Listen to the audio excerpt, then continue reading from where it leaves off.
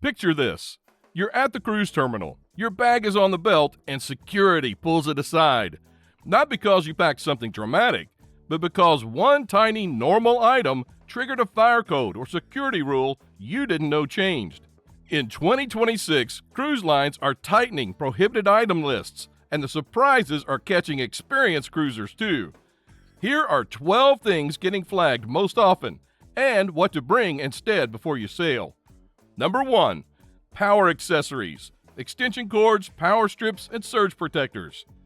This is the most common item that gets your bag pulled. Walk through any cruise terminal and you'll see it.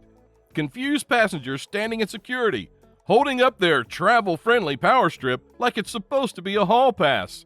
The logic makes sense. Cabins typically have limited outlets, and you've got phones, tablets, cameras, and maybe a smartwatch all competing for juice. But cruise ships treat anything that multiplies AC outlets as an electrical wildfire waiting to happen. The concern isn't just theatrical. Cruise cabins are tight, enclosed spaces with aging wiring in many cases. Cheap power strips can overheat. Surge protectors can trip breakers. Extension cords snaking across cabin floors create tripping hazards in narrow hallways during an emergency evacuation. And when something goes wrong in one cabin, it usually affects an entire section of the ship's electrical grid. The traveler logic that fails here is thinking, oh, but it's just a little travel power strip, or I'm not running a space heater off of it. Doesn't matter. If it has multiple AC outlets and surge protection, it's getting flagged. Even the ones marketed specifically as cruise approved can get pulled depending on the line's interpretation and the security screener's training that week. Here's the workaround. Multiple port USB charging hubs are your best friend. These don't add AC outlets. They just give you more USB ports from a single wall adapter. Grab a high-quality USB-C hub that can fast charge multiple devices simultaneously. Pair it with one premium charging brick. Anchor and similar brands work great. And invest in longer charging cables so you can reach the bed or desk from wherever the outlet actually is. You'll charge everything overnight without violating a single ship rule.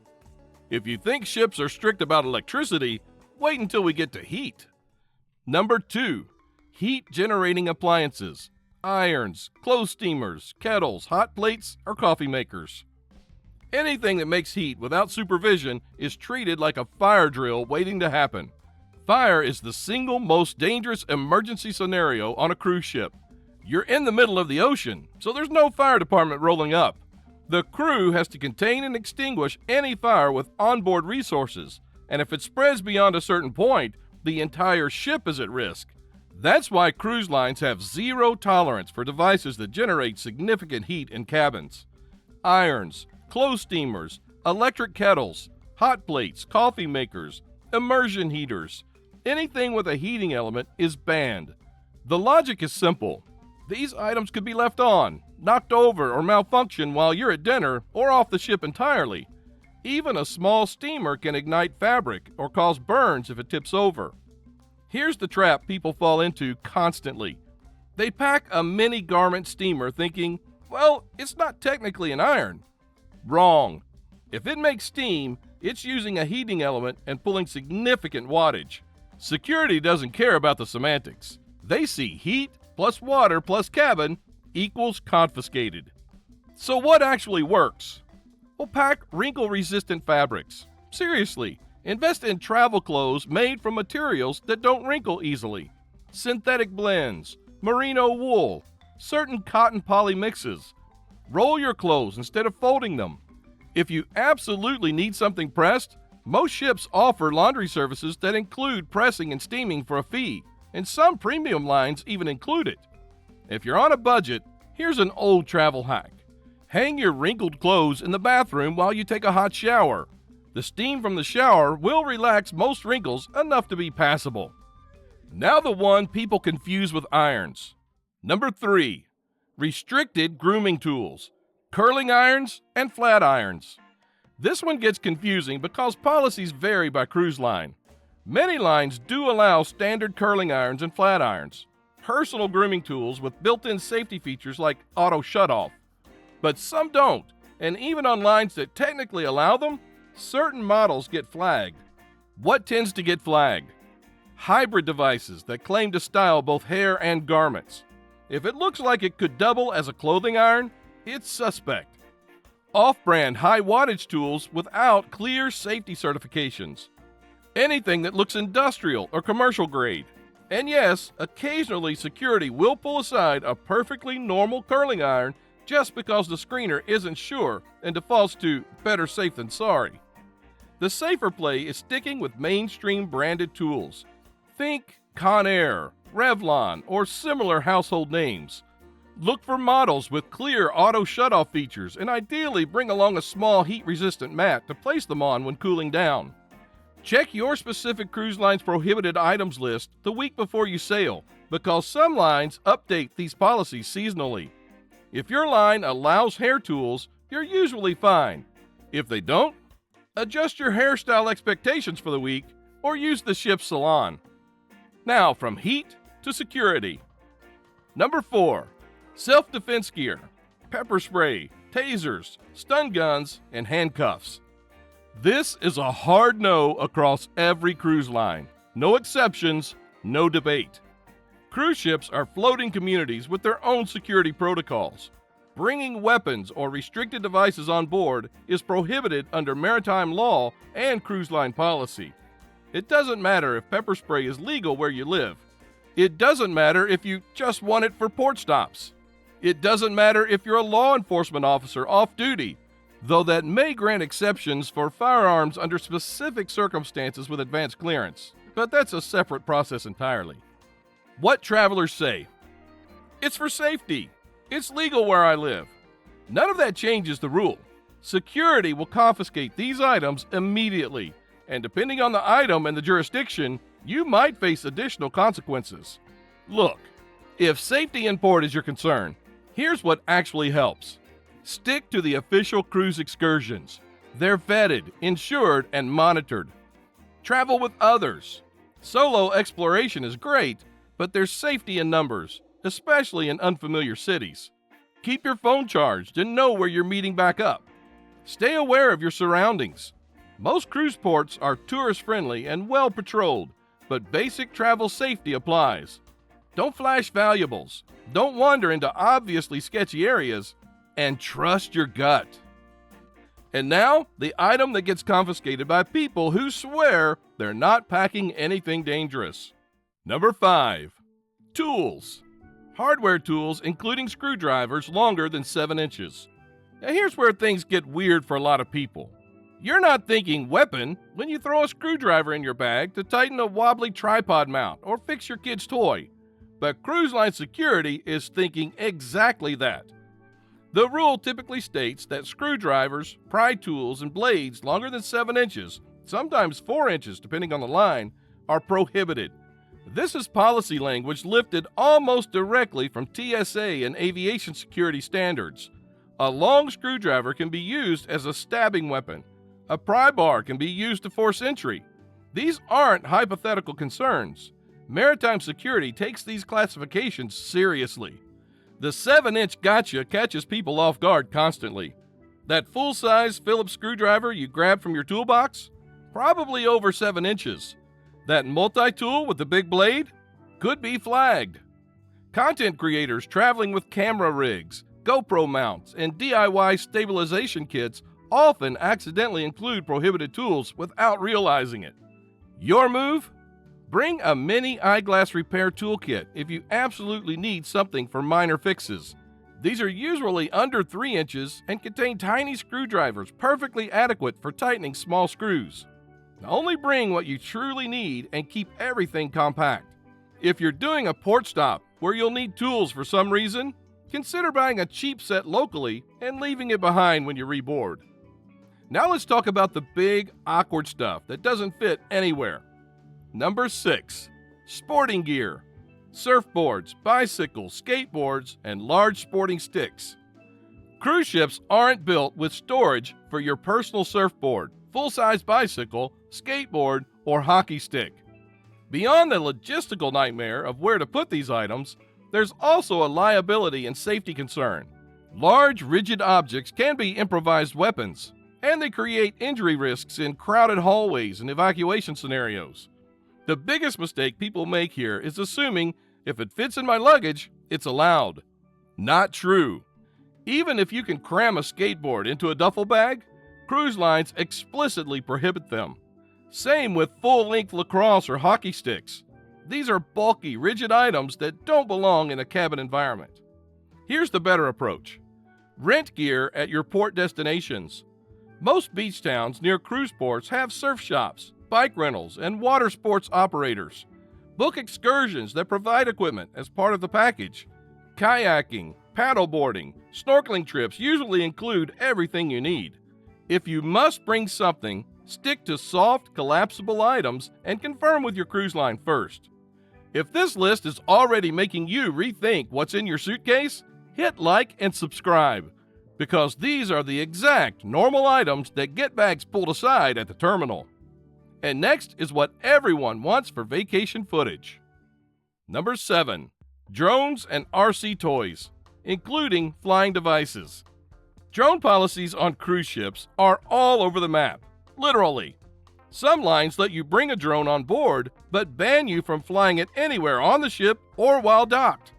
Others ban drones entirely, and even if your cruise line technically allows them, the port destinations you're visiting might have their own strict drone regulations that are way more restrictive than anything the ship cares about. Why enforcement is strict?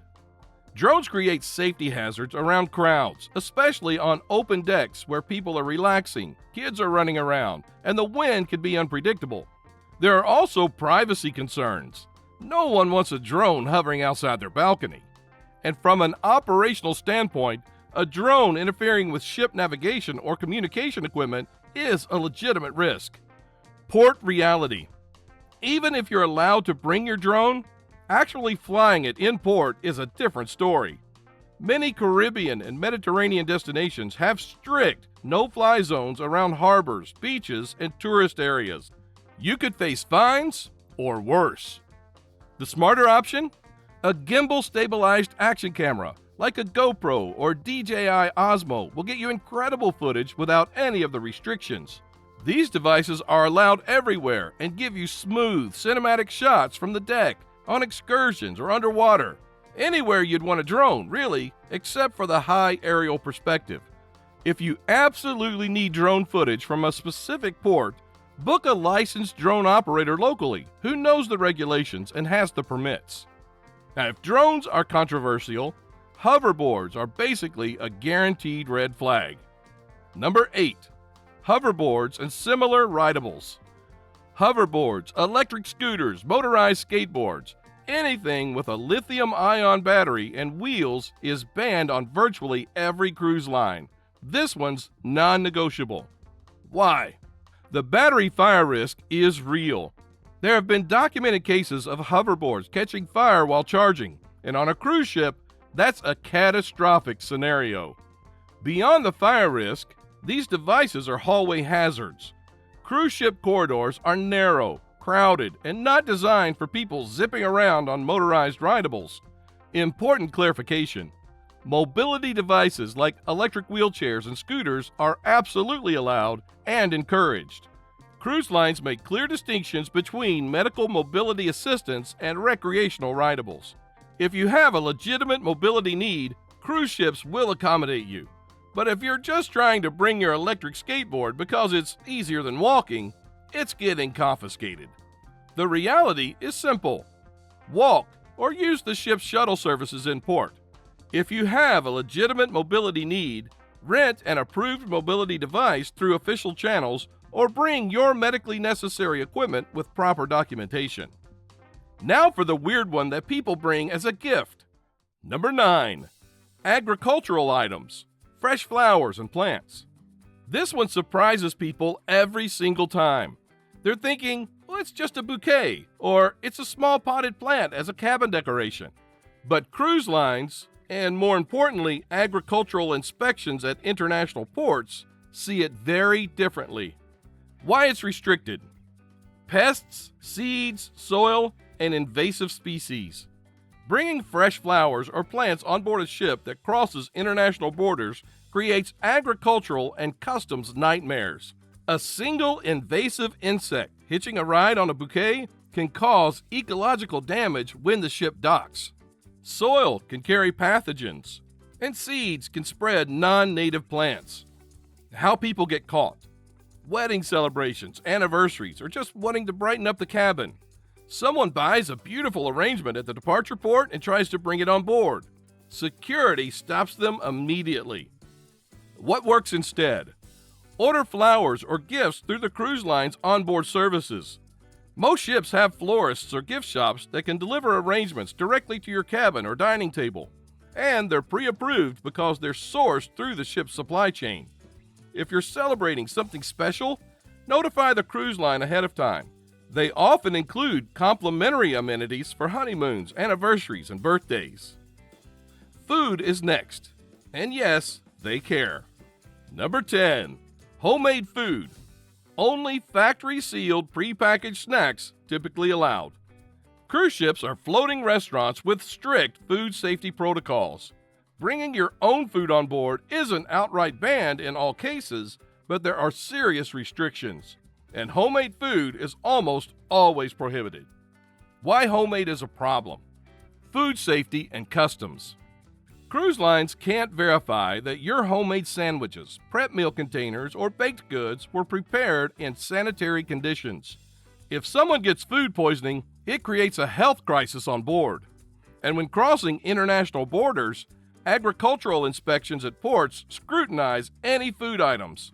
Homemade food with unknown ingredients triggers red flags. What's usually fine? Factory-sealed snacks. Unopened bags of chips, granola bars, candy, packaged cookies. These are generally allowed because they're commercially produced and sealed. What triggers trouble? Open containers of anything. Meal prep boxes, homemade sandwiches, fresh fruit you cut yourself. Even if your intentions are good, like saving money and dietary preferences, it can get flagged. Here's what actually makes sense. Pack a supply of factory-sealed snacks if you get hungry between meals or have specific preferences the ship might not offer. Notify the cruise line ahead of time about any dietary needs. Allergies, vegetarian, vegan, gluten-free, kosher, halal. They'll work with you to ensure safe options at every meal.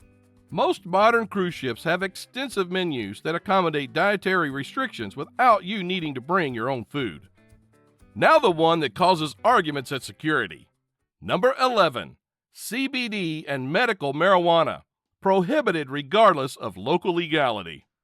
This is the item that generates the most pushback at embarkation because people genuinely don't understand why something legal in their state is banned on the ship. The key misunderstanding. But it's legal here doesn't travel across jurisdictions. Cruise ships operate under maritime law and visit multiple countries with different legal frameworks. What's perfectly legal in California, Colorado, or Canada might be a serious criminal offense in the Bahamas, Mexico, or other ports of call. Cruise lines aren't going to risk an international incident or passenger arrest over your CBD gummies. Common forms that get flagged: gummies, oils, tinctures, creams, vape pens, anything labeled CBD or containing THC, even products marketed as THC-free or hemp-derived. Security doesn't have the time or equipment to verify claims on packaging. If it looks like a cannabis product, it's getting confiscated. And medical marijuana cards don't change the rule. Even if you have a prescription from your home state, it's not valid on the ship or in international waters and ports. The safer play: bring only clearly legal prescription medications in their original packaging with your name on the label. If you use CBD or medical marijuana for pain, anxiety, sleep, or other conditions, talk to your doctor before your trip about compliant alternatives that you can safely bring on board.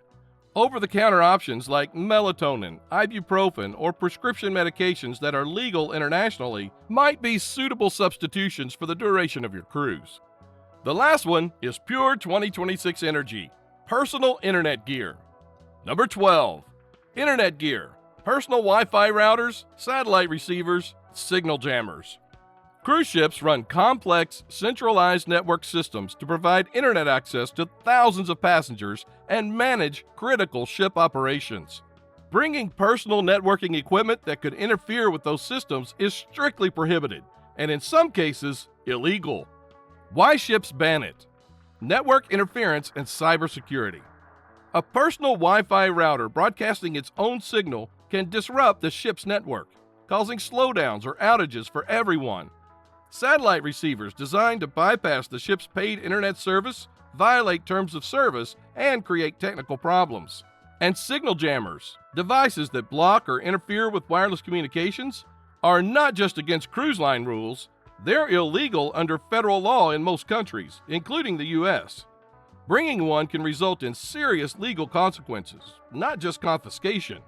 Some tech-savvy cruisers think they can get around expensive ship Wi-Fi by bringing their own hotspot or satellite device. Don't. You'll get caught. You'll lose the equipment, and depending on what you brought, you might face fines or other penalties. What actually works? Download everything you need offline before you board. Movies, music, books, maps. Most modern apps let you save content for offline access. If you need internet during the cruise, buy the ship's Wi-Fi package. Yes, it's expensive, but it's the only legal option. Most cruise lines now offer tiered packages, so you can choose a basic plan for messaging and email or a premium plan for streaming. And honestly, consider embracing the disconnect. One of the best parts of cruising is unplugging from constant connectivity and just being present. Now, if this saved you from that awkward bag pulled aside moment, hit like, subscribe, and check out another video on the channel. And drop a comment. What's the most ridiculous normal item you've seen get flagged at a cruise terminal? Remember, your voyage is just beginning.